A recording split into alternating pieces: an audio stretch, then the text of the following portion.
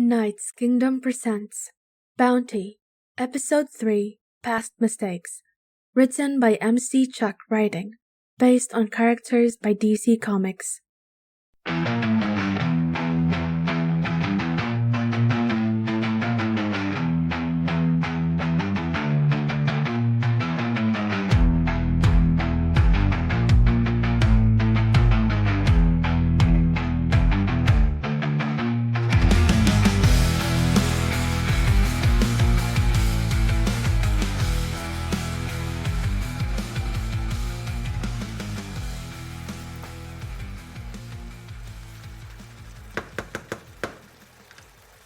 20-year-old Robert Dubois lives alongside his girlfriend Jada and her child Luna in his apartment in Canada. It's been 2 years since he moved to Canada to avoid being drafted in the Vietnam War, a secret that he keeps to himself. A secret that his girlfriend and her daughter don't even know. Robert is cooking some scrambled eggs in the kitchen for him, Jada, and Luna to eat for breakfast. Jada rushes into the kitchen alongside Luna. She has a pink backpack that has a princess design on it and is smiling brightly. Okay, I know you're excited for school, but don't forget you have to eat breakfast first. Do you remember why? Because breakfast is the most important meal of the day. Jada laughs to herself, and Robert can't help but smile at the response. That's right. Very good. It smells good in here, huh? What does it smell like? Luna smells the air and begins to jump up and down in excitement. Eggs? Robbie must be cooking eggs this morning. Yay, I love eggs. Rob, can I help, please? Darn it. I would love your help, but it seems like you're not quite tall enough to reach the stovetop. Unless... Robert puts his wooden spatula for the eggs in the pan. He bends down and picks up Luna and hoists her onto his shoulders so she can reach the top. Ha-ha! Look, Mommy, I'm so high up. I'm taller than Robbie now. I can see that. Just be careful, alright? Luna begins to help Robert cook the eggs, while Jada returns to her and Robert's bedroom to get something for work. Robert's phone vibrates in his pocket, and he takes out his phone and sees that the call is from his mother, who he hasn't talked to since moving to Canada. He hesitates for a moment and decides to answer it. He holds the cell phone up to his ear while Luna continues to help with cooking the eggs. Robert doesn't have the opportunity to speak before his mother begins shouting at him through the phone. After hearing what she has to say, Robert's entire body becomes as still as a statue. He loses all sense of sound, and the only noise he can hear is a dull ringing in his ears. All of a sudden, his body grows limp from the news and he stumbles to the side, losing his balance. Luna slips off of his shoulders, and her head hits the edge of the kitchen counter before the rest of her body lands onto the hard kitchen floor. Robert drops his cell phone, and it lands on the kitchen floor as well. He continues to lose his balance, barely able to remain standing. He catches a glimpse of Luna's unconscious body lying on the kitchen floor. A small gash of blood runs down the little girl's head. Jada enters the kitchen in a panic and screams in horror.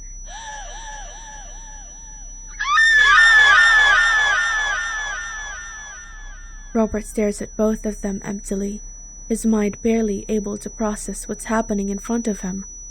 Everything goes black.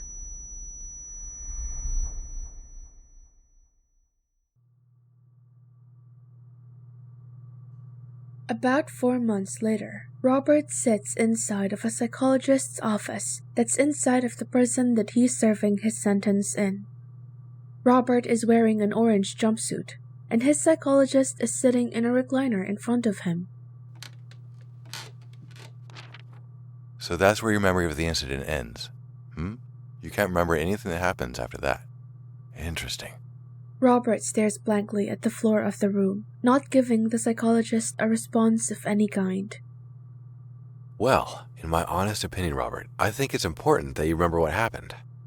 I believe that your mind is purposely preventing you remembering what happened next for your own mental well-being. However, you won't be able to fully recover from the trauma of that event until you allow yourself to recall the memory in its entirety. Still, though, there's no rush, I suppose. Now, I'd like to switch to a different topic if you don't mind. The reason your mother called you that day, it was to notify you of your brother, Michael's death, correct? Robert's knee begins shaking, and he starts tapping his foot on the floor. The psychologist continues to stare at him, waiting for his response. Robert gulps nervously, and his eyes dart from side to side, not able to hold eye contact. Yes, that's correct. From what you've described of what happened on that day, it sounds like you receiving that news is what caused you so much physical and mental stress. Now, this may be difficult, but I want you to try and explain to me how hearing that news from your mother made you feel at the time. Please, feel free to take your time. There's absolutely no rush.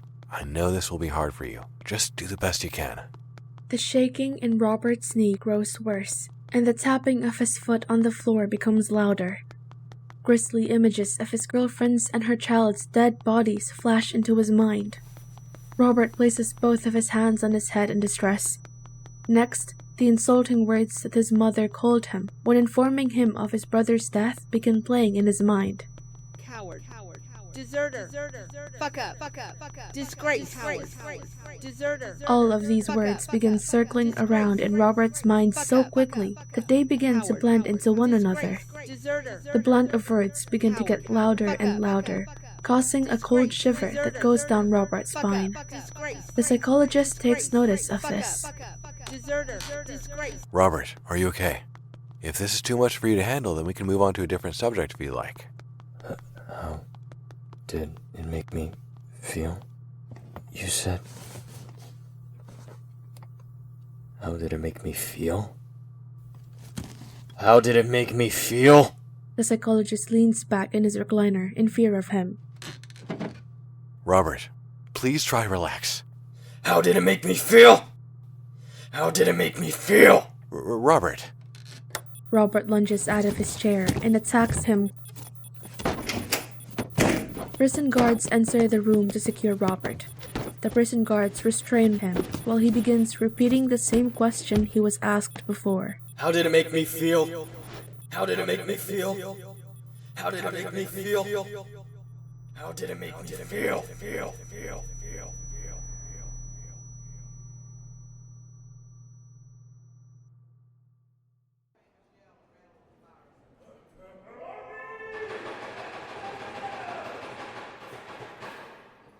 Robert sits on the edge of his prison mattress, staring emptily at the wall in front of him.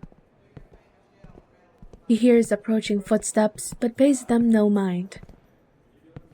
Robert doesn't look in the direction of the people that are now standing in front of his prison cell. One of the people is a prison guard, who slams their baton against the bars of the cell in an attempt to get Dubois' attention. You have a visitor, Dubois. At least have the respect of face on your fucking head case. That's quite alright. He doesn't have to face me if he doesn't want to. As long as he can hear what I'm saying, that's all that matters. Now, if you wouldn't mind giving the two of us some privacy. Are you insane? That guy is a bloodthirsty lunatic, and you want me to leave you alone with him? Yes, I do. Alright, fine. It's your fucking funeral. The prison guard walks away, leaving the other man alone, standing in front of Dubois' prison cell. There is an awkward silence as Dubois continues to stare at the wall in front of him. That prison guard was quite rude, if I do say so myself, and I apologize for that. Anyways, I suppose I should introduce myself, since I already know your name, Robert Dubois. My name is Lex Luthor. To Luther's surprise, Dubois turns his attention to him after hearing his introduction. Luther smirks. That seems to have gotten your attention. Perhaps you've heard of me? Well, as I've already mentioned, I know everything that there is to know about you and your story. Truly, you have lived a tragic life thus far. You have my deepest sympathies for that. Get to the point. Luther tries to hide his excitement by getting a response out of Dubois finally. As you wish.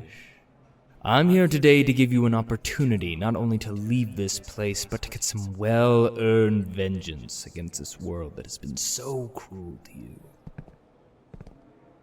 Luther walks up to the prison cell, bends down and slips a photo between the bars of the jail cell and lets it fall to the ground.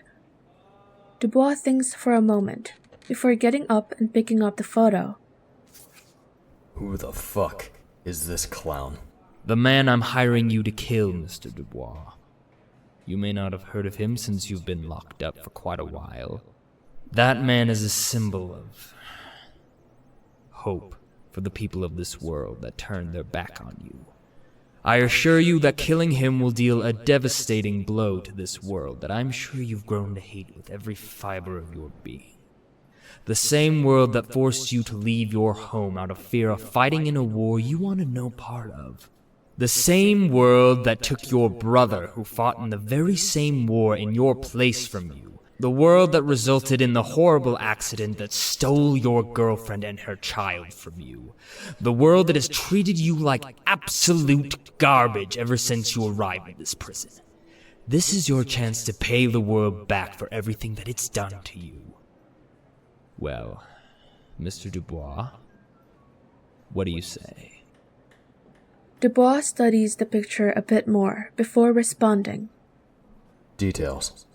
Now.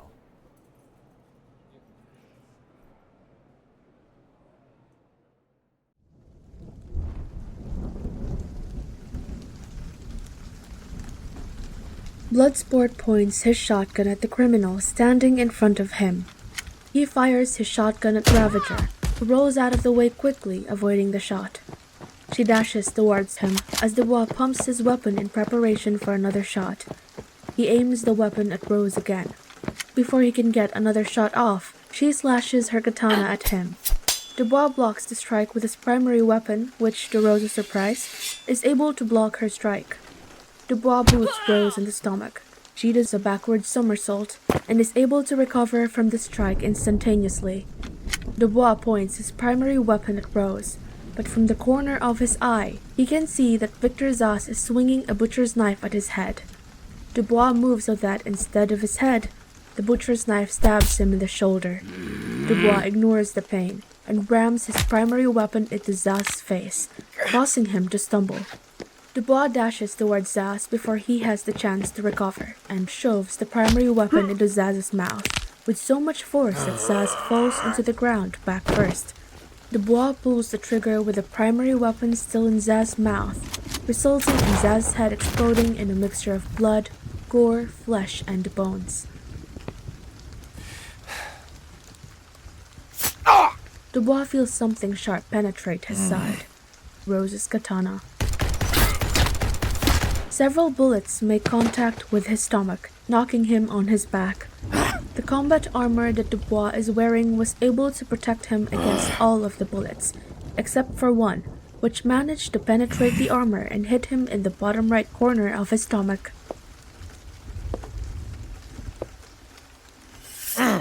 Rose rips her katana out of Dubois' side and raises the weapon above her head, prepared to deal the final blow to Dubois. He notices that standing at a bit of a distance is Black Mask, aiming a pistol at him. Something funny about dying, asshole? Dying?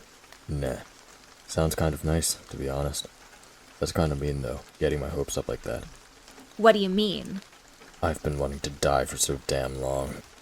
Hell, I've practically been praying for somebody to put me out of my fucking misery. The Man of Steel himself couldn't fucking answer my prayer. So what makes you think that you and Skullface over there can? Rose catches a glimpse of something shooting out of Dubois' gauntlet. She blocks the dart poison with her katana. This gives Dubois the opportunity that he needs. He pulls off of the armor that he's wearing, another part of his collapsible arsenal. This part isn't typically used in conjunction with his primary weapon. Rose realizes that Dubois is trying to do something, so she swings her katana down without hesitation. The piece of the collapsible armor transforms into a machete that Dubois uses to block the attack from Rose. He manages to push Rose off of him. Rose rushes him again and begins swinging her katana. To her surprise, Dubois is able to deflect all of the slashes with his machete. Can't say I'm a big fan of this thing. I prefer guns. A gunshot echoes in the distance, and the bullet heads straight for Dubois' head. This time, he turns towards it and slices the bullet in half with his machete before it can make contact with him. That being said, it doesn't mean I'm incompetent with a blade. Also, I'm real fucking tired of you, asshole. Dubois throws his machete directly at Black Mask. The machete decapitates him. The headless body flops onto the ground, and the machete lands on the ground not too far away from the corpse. Rose uses this opportunity to charge Dubois. You think I'm fucking stupid enough to leave myself defenseless in a situation like this? Surprisingly foolish coming from Deathstroke's daughter. Dubois notices that the mentioning of her father seems to slightly irritate Rose, as he takes out another one of his melee weapons, a meteor hammer, which is a spiked mace that's attached to a cord. After easily dodging another slash from Rose, he begins winding up the meteor hammer and begins to swing it with lethal intent at Rose.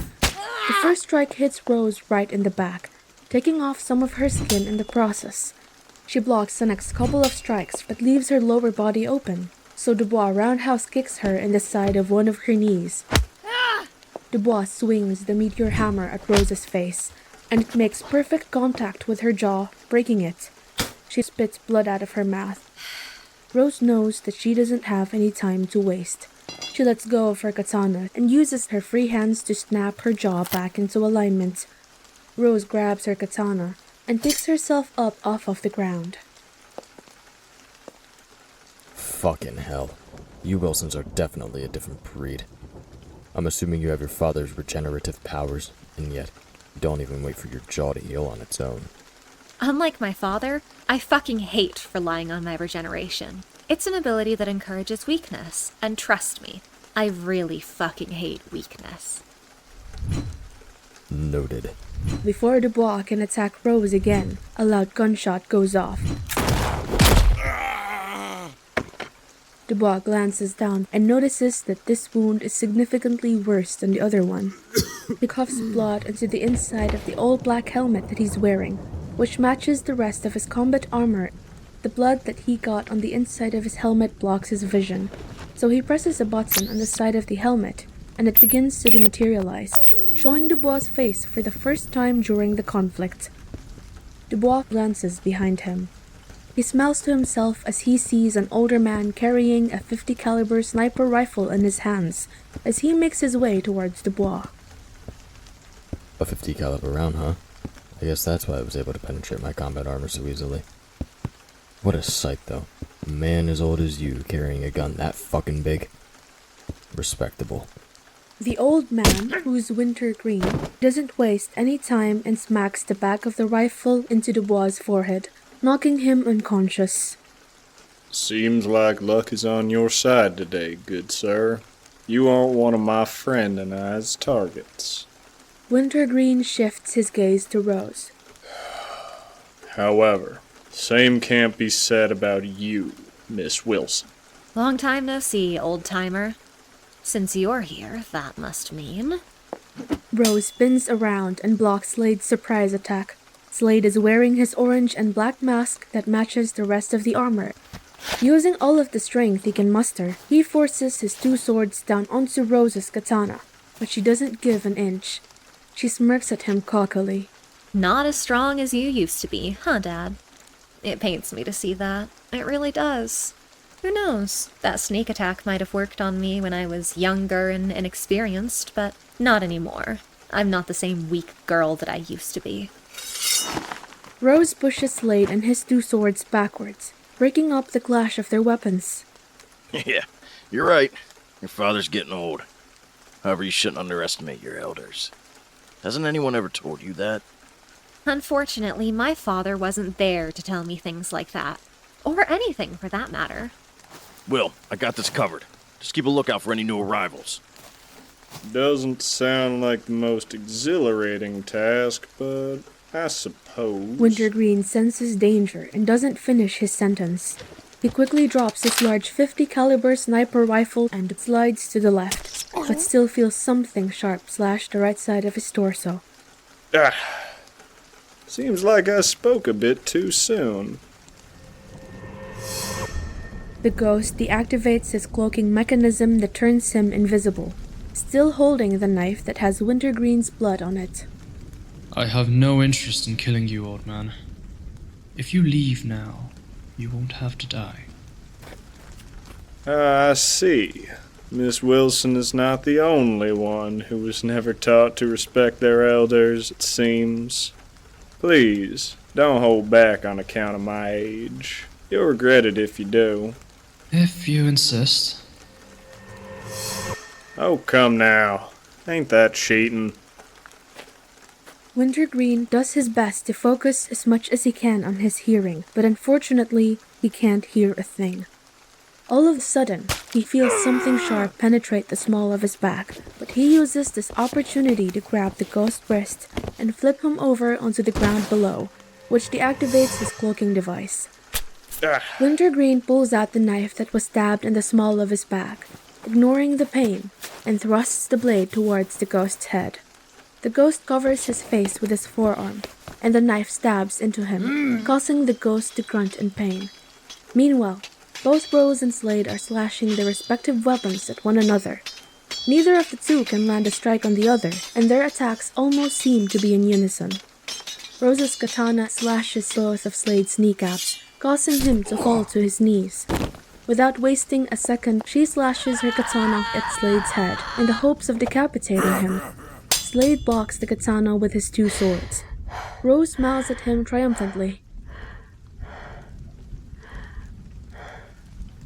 Yep, you're definitely not as strong as you used to be, Dad. Plus, it seems you really care for your friend. I can't help but wonder if you've gotten softer in your old age, too. Such a damn pity. Her katana gets closer and closer to Slade's neck. If only you could have cared for your own family in the same way, instead of some old geezer that you know from your war days. Maybe if you did, then Mom, Grant, Jericho, they would all still fucking be here. I know. You know. You fucking know! I tell myself the very same thing every single day. Believe me when I say this, Rose. Whatever awful things you say about me, no matter how harsh they may seem, are nothing compared to what I tell myself every damn day of my life. My life is one big regret. Although I've come to realize it's too late in my life to be bothered by having regrets. The only thing I can do at this point is to live life like I always have. Everyone that I care about is gone already, including you, Rose. I'll keep playing my role as Deathstroke, the Terminator, until someone can put me out of my fucking misery. At the very least, I want to die fighting with everything I've got. Otherwise, the deaths of the people that I care about most would be meaningless. To her surprise, Rose's katana begins getting pushed back towards her by Slade's two swords. You mentioned that it seems I've gotten weaker. You might be right about that. He begins to stand as the injuries on his kneecaps begin to heal. Even though that may be the case, I think another part of it is that I've been taking it easy on you, Rose. You're my daughter, after all. Seeing how strong you've gotten has only made me realize something. Going easy on you isn't showing you the respect you deserve.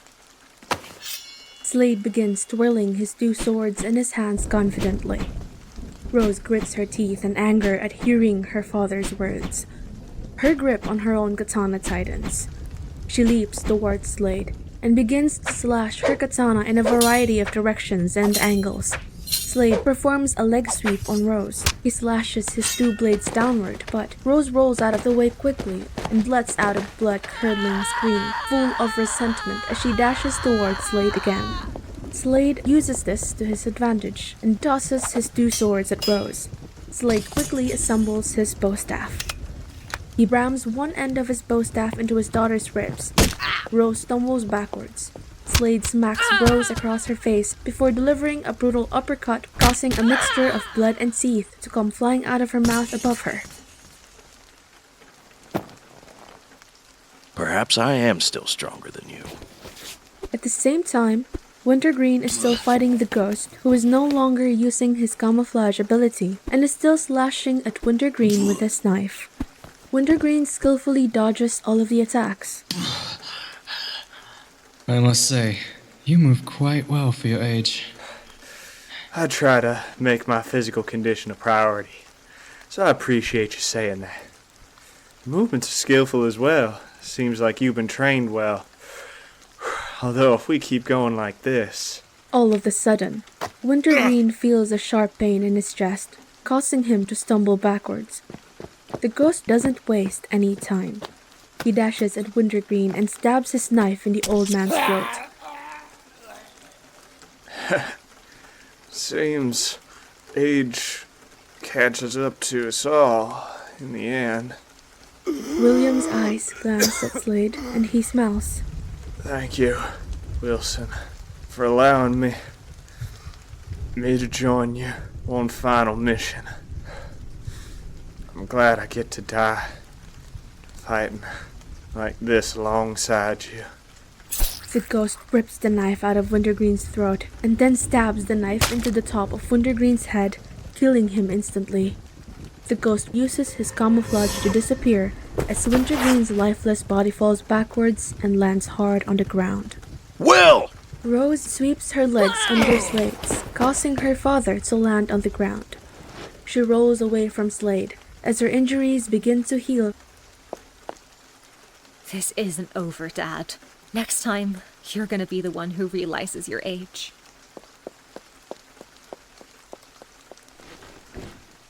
Slade picks himself up off of the ground and makes his way towards Wintergreen's dead body that's lying in a pool of blood. Slade takes off his orange and black mask. He takes a seat next to his friend's dead body. It seems old age has caught up to you, old friend. Hopefully it'll catch up to me soon as well. Try to survive the raging battlefield of hell until I meet you up there. I look forward to being on the battlefield of hell alongside you, Wintergreen. Slade senses that someone is nearby, but doesn't move an inch from his spot. He slowly turns his head and notices that Floyd Lawson is pointing his wrist gun at him. If you're gonna kill me, you won't get a better chance than this. Floyd lowers his wrist gun. Killing you isn't gonna accomplish a damn thing, old man. Seems all of us failed this time, huh? Floyd turns his attention to Robert Dubois' unconscious body. I suppose that we all underestimated our opponents. Yeah, the fourth guy didn't even bother showing up. What the fuck you think happened to him?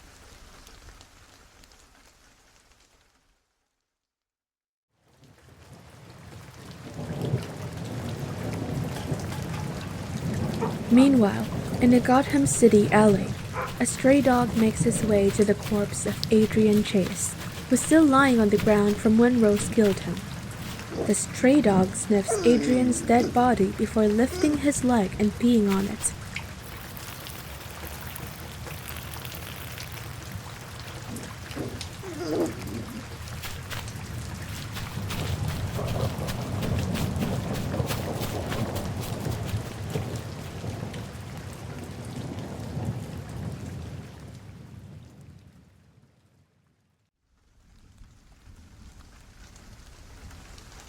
Slade Wilson is still sitting down next to his friend's dead body, while Floyd Lawson is studying his surroundings.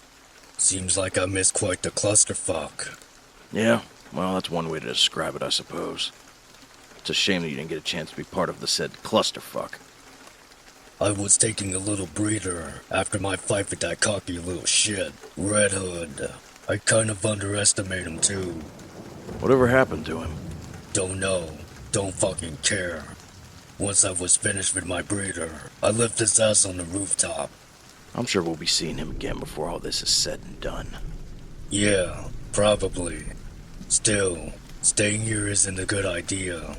With all the noise we made, the police will be here any minute. I'm not really keen on the idea of killing a bunch of police officers who are just doing their job. In that case, I'm worried that you don't have any reason to trust me, but I do have a safe house here in Gotham. If you want, we can regroup there and perhaps come up with a plan to take out this ghost friend of ours. I would understand if you didn't want to work with me, though. After all, we're competing against each other in a way. Yeah. I guess we are supposed to be, aren't we? I don't have an issue putting that competition on hold, though. I doubt he would either. One of us is gonna have to carry his unconscious ass, though. Floyd and Slade turn their attention to the unconscious Robert Dubois. You want to take him with us? The more of us there are, the better the chances of taking down the ghost there are. There's no denying that fact, even if we're supposed to be competing against each other. Slade takes one more final sad glance at Wintergreen's dead body before picking himself up off of the ground. He puts on his orange and black mask. Well, considering that I'm an old man, the polite thing to do would be to carry that unconscious gentleman for me. Plus, I do believe you owe me and my deceased partner one, considering we saved you from Red Hood. Fair enough. I'll carry the unconscious bastard for you. Floyd goes over to Robert Dubois' unconscious body and picks him up in his arms to carry him. You look like such a Prince Charming.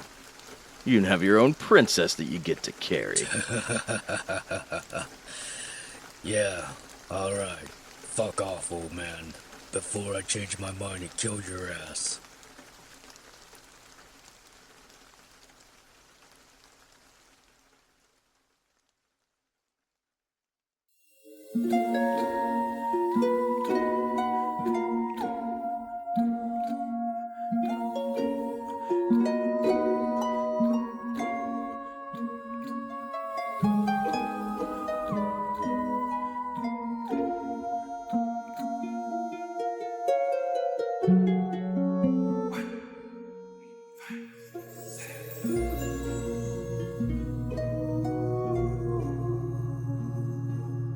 Meanwhile, back at Belrêve prison, Amanda Waller and a prison guard are sitting inside of a dark room, monitoring the activity of all the criminals who are pursuing the ghost. Amanda Waller begins laughing sinisterly at the fact that the Condiment King has already been killed. The prison guard sighs in disappointment. Probably should have expected that outcome from someone who refers to himself as the Condiment King. I have to be honest, Miss Waller. I'm not really sure what the point of sending him out there was. You couldn't have possibly expected much from him. Waller stops her laughing, but a smile still remains on her face. I expected him to be killed off immediately. In that regard, you could say that he lived up to my expectations in the end.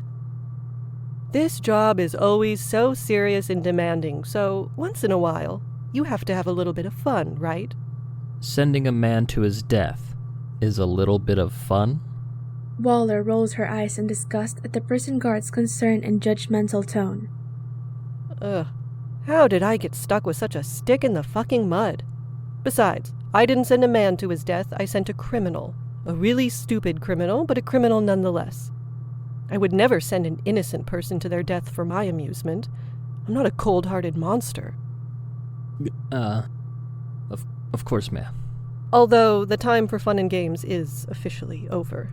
Meaning? Not too long ago, some of my resources informed me about what the ghost was after, and upon learning what exactly it is, let's just say that you and I are both currently in danger. In danger? Isn't the prison safe, though? There are guards all over the place. Here. Me included. Amanda laughs to herself at the prison guard's comment.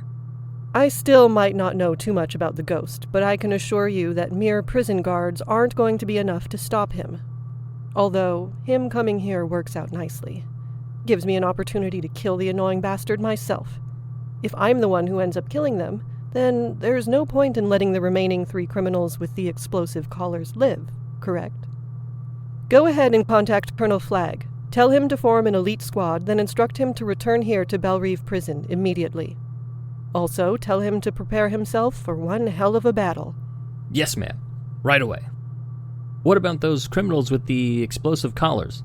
Should we just kill them all now and be done with them? We'll already have Flagg and his elite squad to protect us. Waller thinks to herself for a moment and smiles sinisterly. No, I'll keep them alive for the time being. Things will be much more interesting that way. I need to step out for a moment. Can you handle everything I just asked of you by yourself? Yes, ma'am. I'll contact Flag right away. Glad to hear. Amanda Waller makes her way out of the room, leaving the prison guard alone.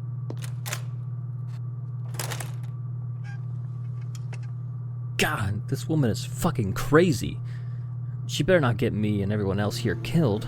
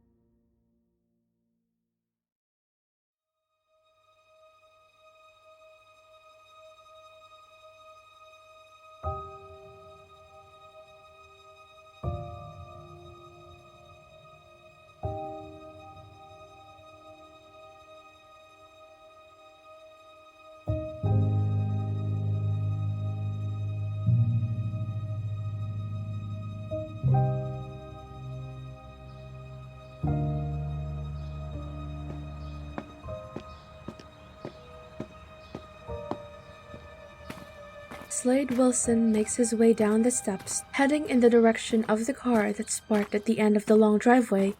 Driving the car is Slade's best friend, William Wintergreen, who accompanies Slade on the majority of his assignments. Before Slade can get too far away from the house, he feels arms wrap around him, preventing him from moving. He looks down and notices that his 9-year-old daughter Rose is hugging him tightly, with tears in her eyes. Didn't I already say my goodbyes, and shouldn't you be eating the breakfast that your mother worked so hard to make for you? I really don't want you to go. You never do you? It's funny, I never had this issue with Gran or Jericho. I would merely say my goodbyes to them, and that would be the end of it. But ever since you came into our lives, my departure has become a little bit more troublesome, hasn't it? I don't like when you leave, though. It makes my stomach hurt, and I worry the entire time that you're gone that you won't come back. It's such an awful feeling. I hate it. Why do you always have to leave for so long? You know why. My job requires it. Allows me to pay all the bills and buy you all the things you want. I don't want any more toys, and I don't care about the bills. I just want you around more. Of course, you don't care about the bills. You're not the one who has to worry about paying them. What if I sell all my toys? Would that mean you wouldn't have to go to work anymore? That's a very sweet gesture, Rose, but unfortunately bills are very expensive. Plus, it would make your mother and I very sad if you sold all your toys. Slade turns to face the car that's waiting for him in the distance, realizing that he and Wintergreen are going to be late if he wastes any more time. How about this? I'll ask my work if I can have a little bit of extra time off after this assignment. I'll only do it if you hold down the fort here and are well behaved for your mother, all right? I need you to be strong for me. I know you can do that much. After all, you're my daughter. All my kids are strong. Finally, Rose releases her hug and begins staring at the ground sadly. Do you even miss us while you're gone? Of course I do. There isn't a second that goes by while I'm on assignment that I'm not thinking about you kids and your mother. You all are the reason I work so hard. I want to make sure that all of you get a good life. That's my responsibility as your father. Okay. Please be safe, Dad. I'll miss you. I love you. Rose rushes off back towards the house while Slade watches her. He smiles to himself as he feels a sense of pride for raising such a strong daughter. I love you too, Rose. For what it's worth, seeing one of my kids cry because of my departure makes me feel like I'm doing a good job of being a father.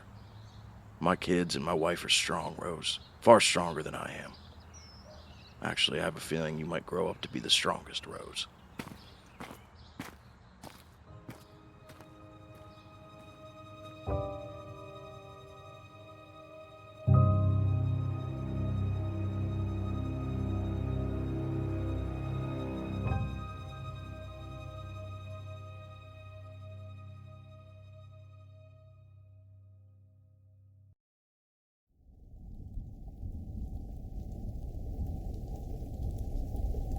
Slade opens his eyes, waking up from the dream inside of his safe house. Sitting across from him in another recliner is Flood Lawton, who's also awake. You having sweet dreams over there, old-timer? I question whether or not sweet dreams are even a possibility for me at this point. Damn. It was that bad, huh? No, this one wasn't particularly bad. It was just sad, but not bad. What was it about? Not curious about this old-timer's dream, huh? Just trying to pass the time until the third dumbass wakes up. It was more of a memory than a dream. One where I was saying goodbye to my daughter before an assignment. Seeing her in tears because of my departure, well, reminded me of how much she, and my other children, and my life, all loved me, dearly, whether I deserved such love or not. Quite the contrast to the bloodthirsty killer I fought against earlier tonight. I can't imagine that. It's actually one of my biggest fears. What is? That my daughter will end up like me in any way. It would break my heart if she ended up on the same path as me.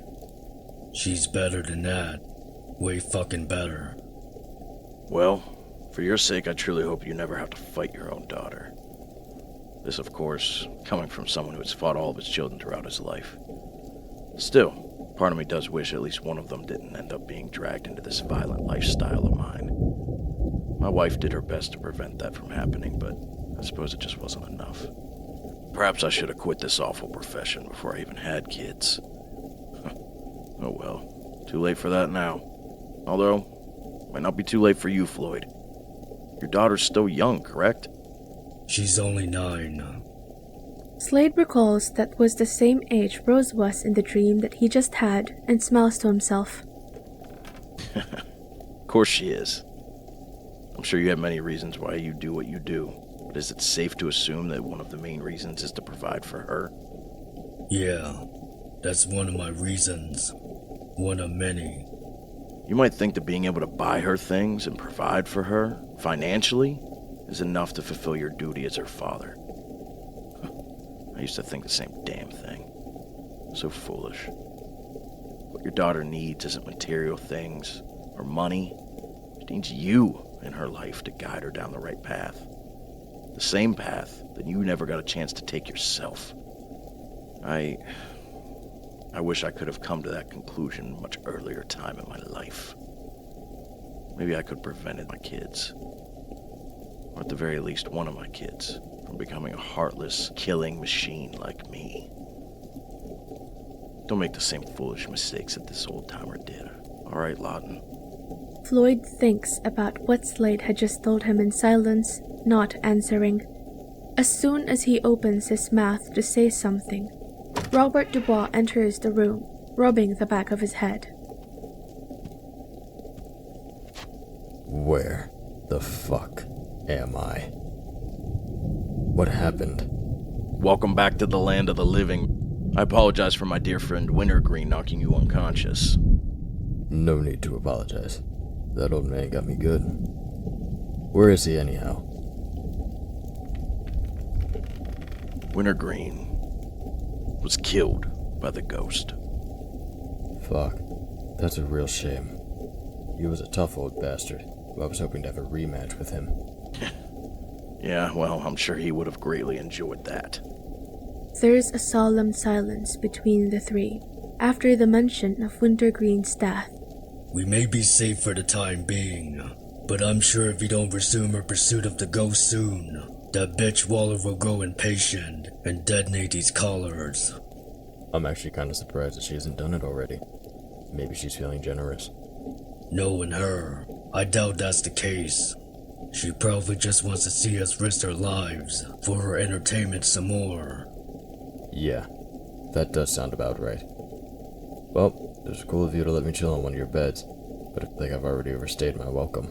I feel like it's about time I head out too. Thanks for your advice. I'll give it some thought. I guess it's true what they say about old people's wisdom. The only reason old people are wiser is because we've lived long enough to make more mistakes. The more mistakes you make in life, the more you learn. Believe me, I've made more mistakes than I can count. I suppose that means I've learned quite a bit over the years. Before you two go, mind if I ran something by you both? Lawton and Dubois look at Slade in confusion. Instead of merely doing what is asked of us by Waller, why not work together to take down the ghost? Not to be rude, but do you have Alzheimer's, old man? Only one of us can kill the ghost and get their collar off. This is true, I suppose. However, to be completely honest, I have no desire to be the one who assassinates the ghost. There's no point in an old man like myself to prevent two youngsters from living the rest of their lives. I've lived more than enough for one life. This is why instead of pursuing the ghost, I'm going to take on Rose, personally. Without having to worry about her, that would make killing the ghost easier for you two, yeah? However, that still means the two of you will have to compete against each other to kill him first. But you two fighting him at the same time might be in your best interest. They seem to be incredibly skilled fighter. After all, they were able to kill Wintergreen. I hear what you're saying, but I just don't know about all of us working together. No offense, how do we know what you're telling us right now is the truth? You really expect us to take what you're saying at face value? It's a lot to ask. I suppose it is. We did fail the first time, when we tried to attack the ghost individually. So there might be some truth to what Slade's saying, even if the three of us don't trust each other. That doesn't mean we can't work together temporarily. Plus, we don't know what else we might encounter along the way. Until our target is completely isolated, working together might be the best idea. Shit, at this point, I'd be willing to do anything to get this damn collar off. My daughter's got a birthday coming up, so the sooner the better. You have a daughter? Yeah. Is that a problem? No problem. I just didn't expect someone like you to have a daughter, being a trained assassin and all. Then again, I wouldn't expect the merciless killing machine Deathstroke to have a daughter either. Life is a hell of a thing, isn't it? That it is. Oh, by the way, should we try looking for that Vigilante guy? He might be willing to work for us too. Maybe, but I have a feeling there's a reason he didn't show up during our first fight. Meaning? I believe that it would be in our best interest to forget about him.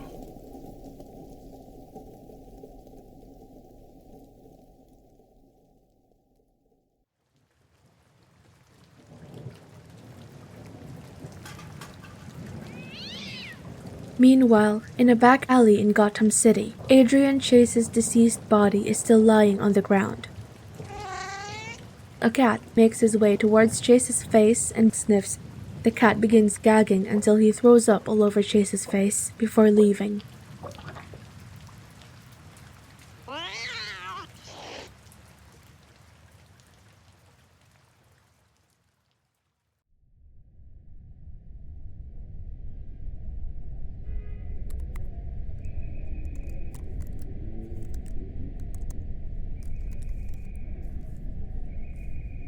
The ghost is inside one of the rooms of an abandoned building that he's holding up in, still wearing his mask while he reads through the information on his laptop. He's studying all of the information that's on the flash drive that he got from Black Mask. He hears footsteps walking into the room, but doesn't bother looking up. That was quite a mess, don't you think? Yeah, that's one word for it. It doesn't matter how much of a clusterfuck it was, though, right? You got what you were after. It's not like you cared who was killed in the process. Me included. Rose Wilson crosses her arms across her chest and leans against one of the walls of the room. I'm glad you understand how disposable you are to me. You dying, though, would be a pain. I would have to find someone else to fill your slot. Speaking of which, does that flash drive contain everything that you're looking for? Yep. It contains blueprints of Amanda Waller's current position. Belle Reeve Prison. Once you have a good understanding of the prison's layout, we're gonna infiltrate the place to kill this woman, correct? Yes, that is the plan. Do you have any objections to that? Not at all. As long as I'm getting paid well, I don't give a shit how dangerous the job is. Although, I'm curious. I want to know why you want to kill this lady so badly. That is none of your concern. I hired you to assist me in killing her, not to ask questions. Fine. Just give me a call whenever you're ready to execute your next plan. Probably end up being a fucking mess, just like Deal with Black Mask. I'm sure it'll end up being a fun time, though. Who knows? Maybe I'll see my dear old dad again. With that, Rose leaves the room. The ghost continues to study the blueprints of Belrêve prison to get a better understanding of the prison's layout.